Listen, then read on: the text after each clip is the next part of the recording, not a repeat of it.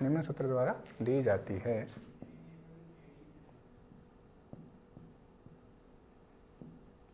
Energy of HSO, SHO क्या होगा,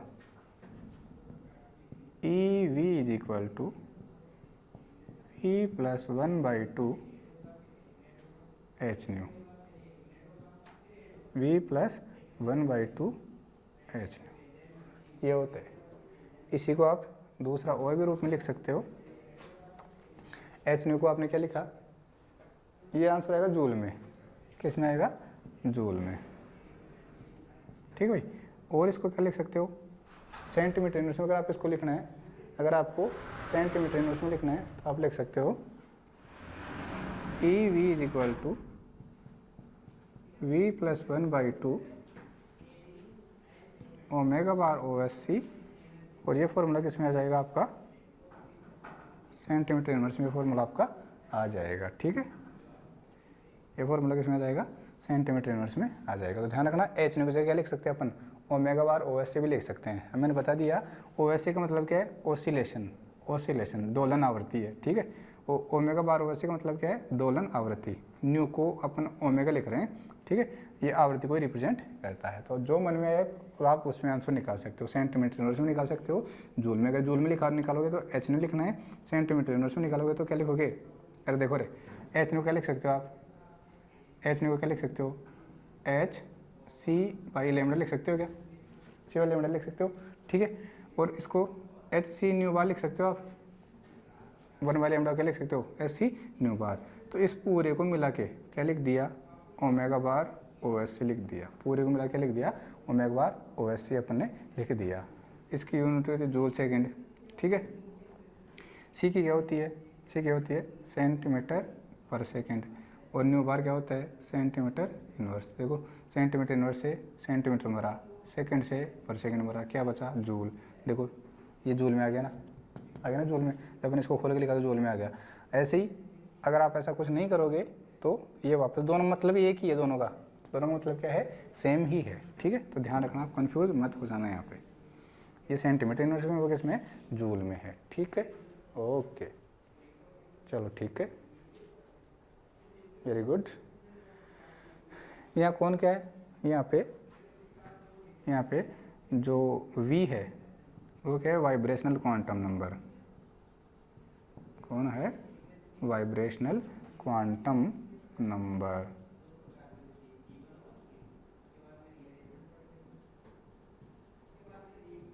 vibrational quantum number आपने देखा होगा ना, कंपन क्वांटम संख्या, जैसे वहाँ पे कहते हैं ना रोटेशनल क्वांटम नंबर, जे को क्या कहते थे, रोटेशनल क्वांटम नंबर।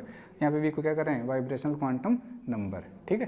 तो जो उसको गुणन स्थिरांक, गुणन क्वांटम संख्या कहते थे, यहाँ पे इसको कंपन क्वांटम संख्या यहाँ पे कह दोगे। और इसकी वैल्यू जो होती है, जैसे वहाँ पे 0, 1, 2 0 से स्टार्ट होती थी, वैसे यहाँ भी ये वैल्यू किससे स्टार्ट होगी, 0 से स्टार्ट होगी, ठीक है। आगे समझ में। अब कुछ नहीं करना, E0 वैल्यू पुट करनी है, E0 कैलकुलेट करना है, E1 कैलकुलेट करना है, E2 कैलकुलेट करना है, ऐसे आप किसी की भी वैल्यू कैलकुलेट कर सकते हो। फिर इसके लिए डायग्राम बनाना है, वहाँ तो अपन ने ऐसा डायग्राम बनाया था, यहाँ डायग्राम ऐसा बनेगा।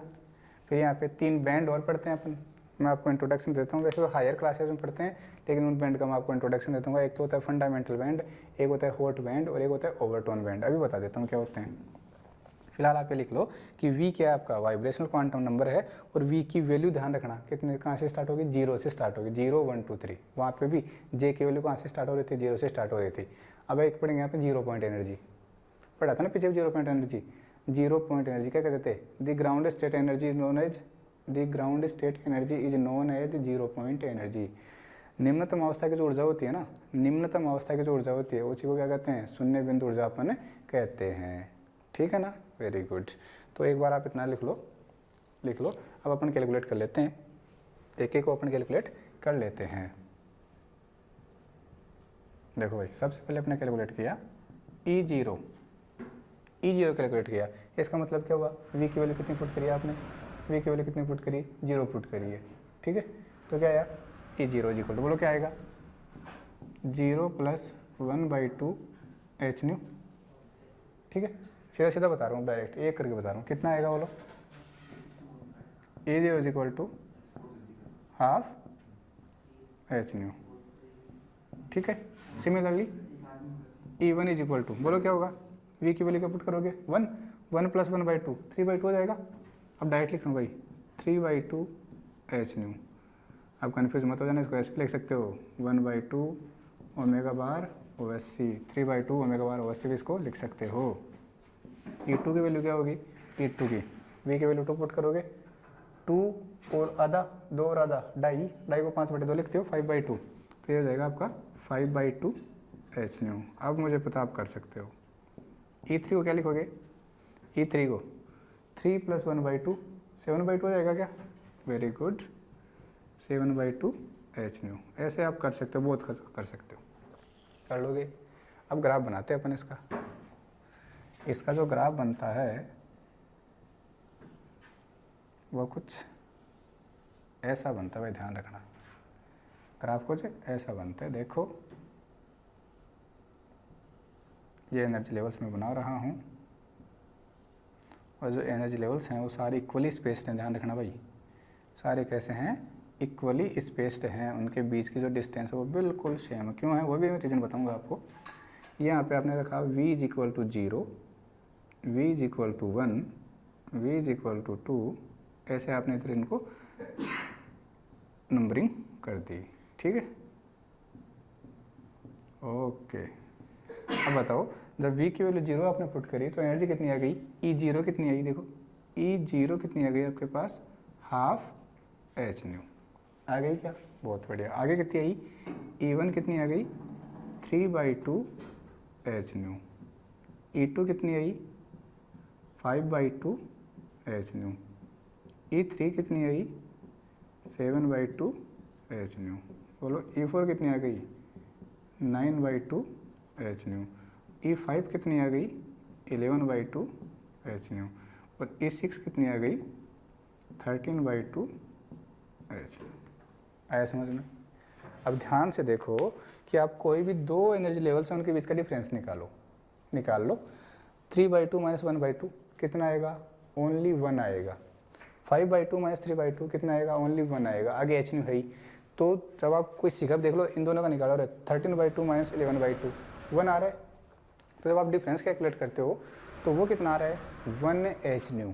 किसी भी एनर्जी लेवल का, किसी भी दो सक्सेसिव एनर्जी लेवल्स का जब आप डिफरेंस कैलकुलेट करते हो तो वो कितना आता है, ओनली h न्यू आता है। इसका मतलब क्या है कि जो सक्सेसिव एनर्जी लेवल्स हैं, जो क्रम से आ रहे हैं एनर्जी लेवल्स, उनका जो गैप है वो कांस्टेंट है, और वो कितना है, h न्यू है। इसलिए ये जो गैप है ना, ये सब कांस्टेंट है, सब कुछ कांस्टेंट है, इसलिए मैंने इनको इक्वली स्पेस बनाया है। ध्यान रखना क्या बनाया मैंने, इनको इक्वली स्पेस्ड मैंने बनाया है। बोलो ये गैप कितना आया, ये गैप कितना आया, ओनली h न्यू। ये गैप कितना आया, ये भी कितना है, h न्यू। ये भी कितना है, h न्यू। ऐसे सारे कैसे हैं, h न्यू है। आ गया समझ में, बहुत बढ़िया भाई, बहुत बढ़िया। V = 0, इसको क्या कहोगे रे, क्या कहोगे इसको, 0 पॉइंट एनर्जी कहते हैं, क्या कहते हैं, 0 पॉइंट एनर्जी इसको कहते हैं। तो कितनी आएगी उसकी वैल्यू, अरे देखो ग्राउंड स्टेट की एनर्जी को तो क्या कहते हैं अपन, 0 पॉइंट एनर्जी कहते हैं। तो ग्राउंड स्टेट की एनर्जी यही तो है, जब V की वैल्यू 0 है तो वही तो ग्राउंड स्टेट, उससे छोटा तो हो नहीं सकता। तो कितनी आ रही है, ½ h न्यू आ रही है, या फिर हाफ आप इसको ओमेगा बार भी कह सकते हो, वेरी गुड। वहाँ पे देखो रिजिड रोटेटर में जब अपन ने रोटेशनल स्पेक्ट्रोस्कोपी पढ़ी थी तो वहाँ पे 0 पॉइंट एनर्जी को क्या कहा था, 0 कहा था। 0 पॉइंट एनर्जी को क्या कहा था, 0 कहा था, ठीक है ना। अरे जे की वैल्यू 0 रखते थे, फॉर्मूला क्या हुआ करता था, BJ+1। तो वहाँ पे जे की वैल्यू जैसे 0 रखते थे SHO में, तो 0 पॉइंट एनर्जी कितनी आ रही थी, 0 आ रही थी। AHO रिजिड रोटेटर में, नॉन रिजिड रोटेटर में आप खुद रख सकते हो, वैल्यू 0 रख लेना, कैलकुलेट कर लेना 0 पॉइंट एनर्जी कितनी आएगी, ठीक है। तो SHO में आपने 0 पॉइंट एनर्जी की वैल्यू 0 रखी ना, V की वैल्यू जैसे 0 रखी तो क्या आ गया, वैल्यू कितनी आ गई, ½ h न्यू। अब इस बार 0 नहीं आएगी, अब की बार 0 पॉइंट एनर्जी की वैल्यू 0 नहीं आएगी, ध्यान रखना, ठीक है। और एक बात और बताओ, वहाँ पे अपन ने इसमें SHO में जो ट्रांजिशन एनर्जी निकाली थी, उसका फॉर्मूला क्या आया था, 2BJ+1।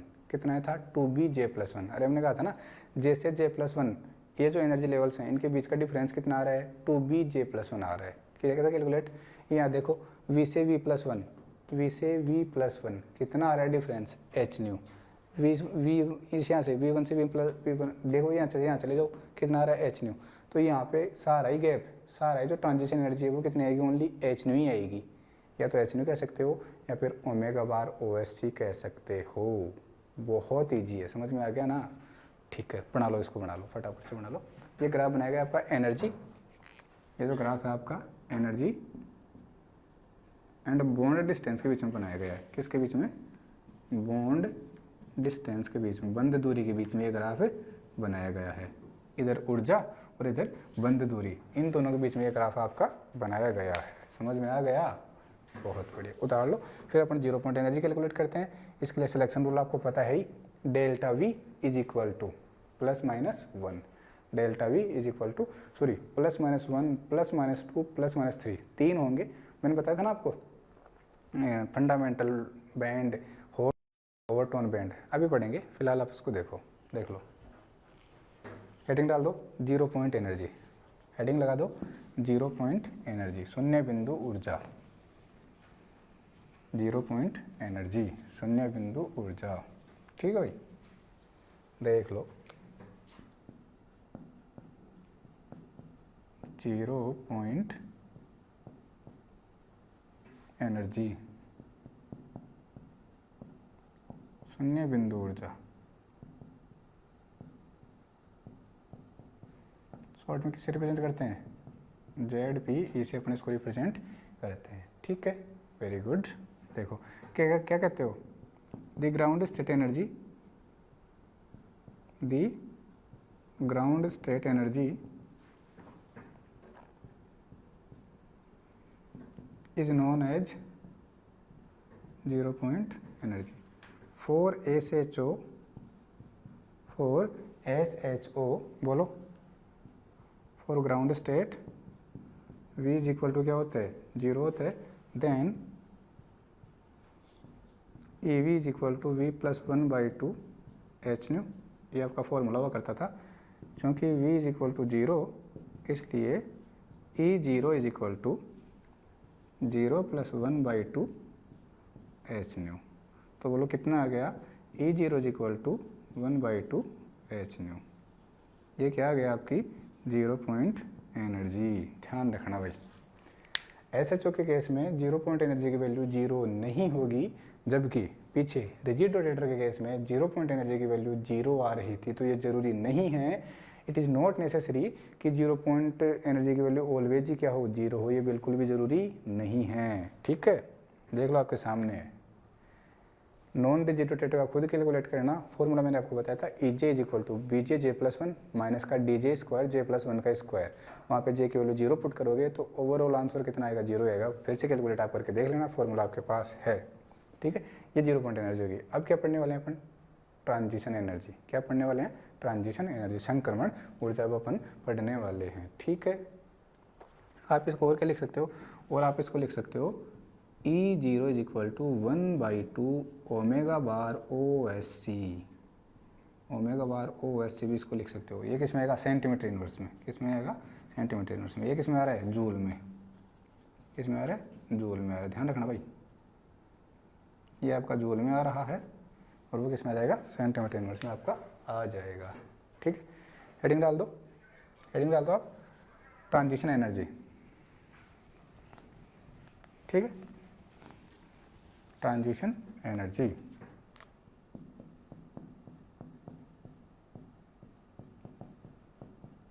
Transition energy. ठीक, संक्रमण ऊर्जा कैसे कैलकुलेट करते हो, डेल्टा E V2 V+1, किसी भी लेवल से एक हायर लेवल में चले जाओ। ठीक है, is equal to E of V+1 minus E of V। अपन V इज इक्वल टू 0 से V is equal to V+1 में जा रहे हैं। कहाँ जा रहे हैं, V is equal to 0 to V+1 में जा रहे हैं। ठीक है, तो आपने कैलकुलेट किया डेल्टा E V2 V+1। तो V+1 जैसे मान लो आप ये वाले ले रहे हो, ये वाले ले लो, तो आपके पास एनर्जी आ जाएगी 1 + 1/2 H न्यू प्लस ठीक है, आप कह रहे हो ना 0 से 1 लिख लेना, यहाँ पे 0 to 1 वाले कैलकुलेट करें अपन, तो अपन 0 to 1 वाले कैलकुलेट करें, तो आपने लिखा 0 + 1/2 h। ठीक है भाई, delta E 0 to 1 is equal to 3/2 h nu minus का 1/2 h न्यू। बोलो क्या आएगा, h न्यू को माना जाएगा, h न्यू क्या जाएगा, को माना जाएगा, 3/2 में से 1/2 जाएगा, कितना आएगा, 1 बचेगा। ठीक है, तो ये आ गया delta E 0 to 1 is equal to h nu. Answer किस में आ रहा है, जूल में। और क्या लिख सकते हो इसको, और हम लिख सकते हैं delta E 0 to 1 is equal to omega bar OSC, और ये किस में आएगा आंसर, सेंटीमीटर इनवर्स में। किस में आ जाएगा, सेंटीमीटर इनवर्स में आ जाएगा। आ गया समझ में, बहुत बढ़िया, बहुत बढ़िया भाई। ठीक है, कर लोगे तो खुद देख लो रे, एनर्जी गैप कितना आ रहा है, ट्रांजिशन एनर्जी कितनी आ रही है, h न्यू आ रही है, किसी के लिए भी देख लो। ठीक है, वेरी गुड। अब अपन सबसे इंपॉर्टेंट पढ़ने वाले यहाँ पे सिलेक्शन रूल। यहाँ पे जो सिलेक्शन रूल है बहुत इंपॉर्टेंट है। पीछे तो रिजिड रोटेटर में अपने पढ़ा था delta J is equal to +-1। यहाँ पे एक ट्रांजिशन नहीं होते, यहाँ पे 3 टाइप के ट्रांजिशन होते हैं, 3 टाइप के बैंड आपको मिलते हैं, एक फंडामेंटल बैंड, एक हॉट बैंड, एक आपको ओवरटोन बैंड। अभी समझा देता हूँ, आप इसको उतार लो और फिर आगे आप हेडिंग डाल दो, इसके आप आगे हेडिंग डाल दो सिलेक्शन रूल, चयन नियम। हेडिंग क्या डालोगे, सिलेक्शन रूल, चयन नियम।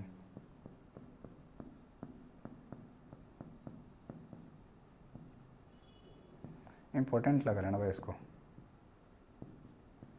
ठीक है।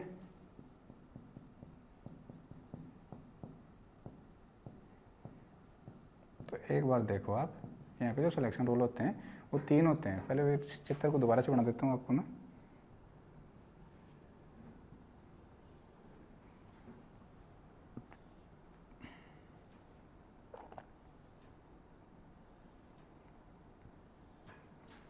ये v इज इक्वल टू 0 है, v इज इक्वल टू 1 2 3 4।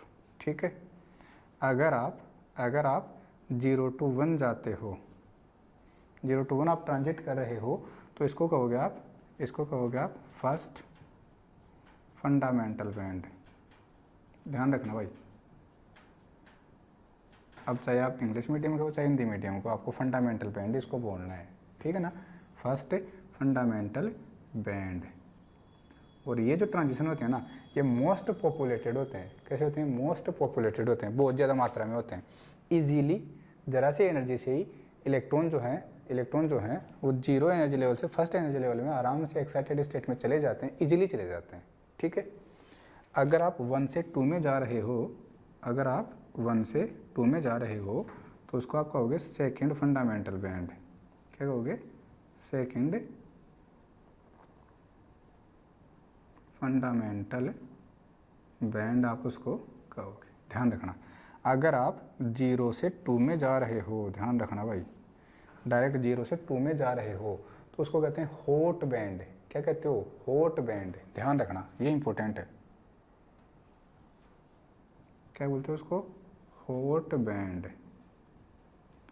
और अगर आप डायरेक्ट 0 से 3 में जा रहे हो तो इसको क्या बोलते हो, इसको बोलते हैं आप ओवरटोन बैंड। क्या बोलते हो, ओवरटोन बैंड इसको बोलते हैं। ध्यान रखना भाई।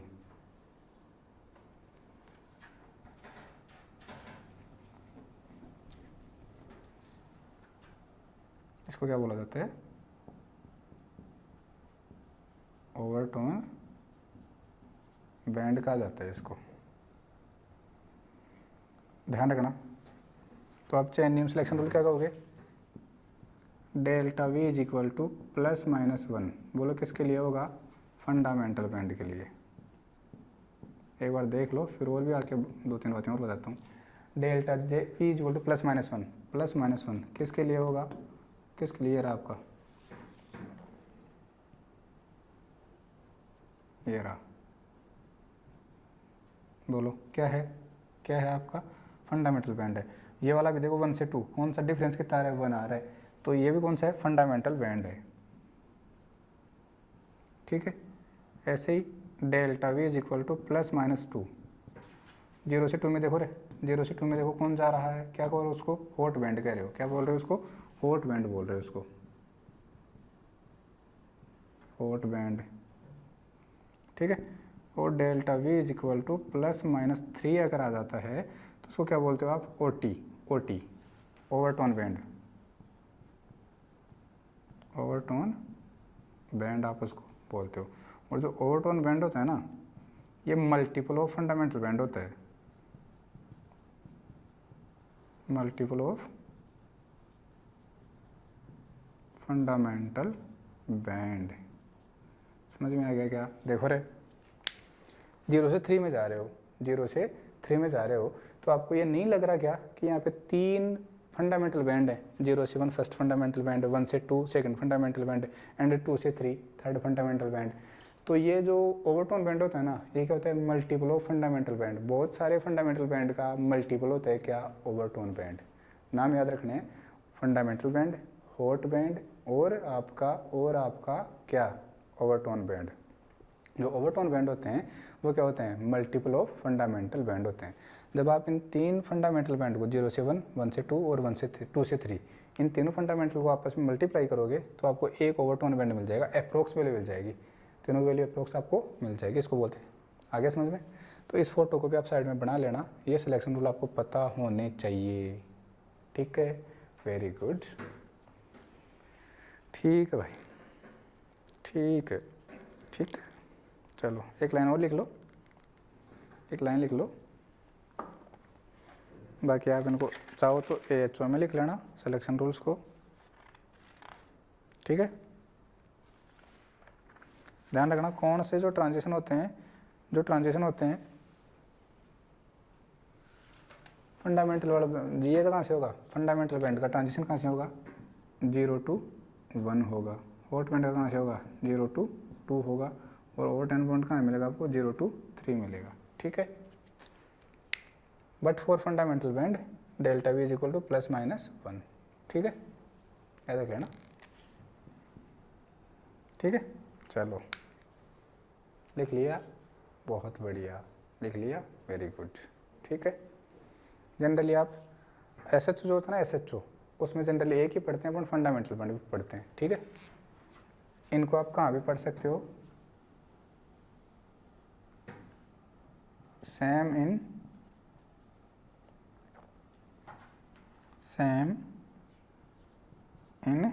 AHO में अपन को पढ़ेंगे एज इट इज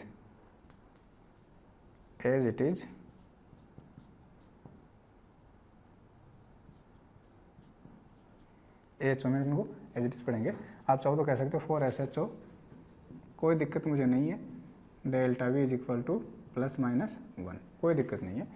SHO में सारे बैंड उसने केवल वही कंसिडर किए हैं, फंडामेंटल बैंड ही कंसिडर करते हैं, तो केवल उसको प्लस माइनस 1 कह सकते हो, हमें कोई दिक्कत उसमें नहीं है। हेडिंग डाल दो आइसोटोपिक इफेक्ट, आइसोटोपिक इफेक्ट। ठीक है भाई, पढ़ लिया ना पहले, नॉन रिजिड में तो पढ़ाई था आइसोटोपिक इफेक्ट, वो वाला ही है, सेम ही है कि यहाँ भी बोलो किस में चेंज होता है, इंटरन्यूक्लियर डिस्टेंस में कोई चेंज नहीं होता है, केवल रिड्यूस मास में चेंज होता है, केवल रिड्यूस मास में चेंज होता है। ठीक है, चलो तो फिर ठीक है, तो लिखो आइसोटोप प्रभाव, समस्थानिक प्रभाव।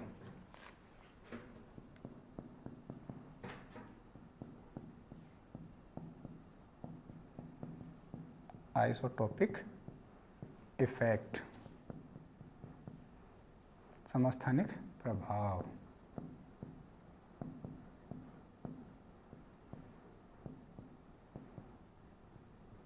तो इस बार आपको क्या करना है, यहाँ पे आपको जो फॉर्मूला लिखा था ना आपने एनर्जी का, फ्रीक्वेंसी का, new is equal to 1/2π√k/μ, तो वहाँ पे आपको न्यू और mu, nu is equal to 1/2π√k/μ लिखा था ना, तो न्यू और म्यू के बीच में क्या बताना है आपको, रिलेशन बताना है, न्यू और म्यू के बीच में रिलेशन आपको बताना है।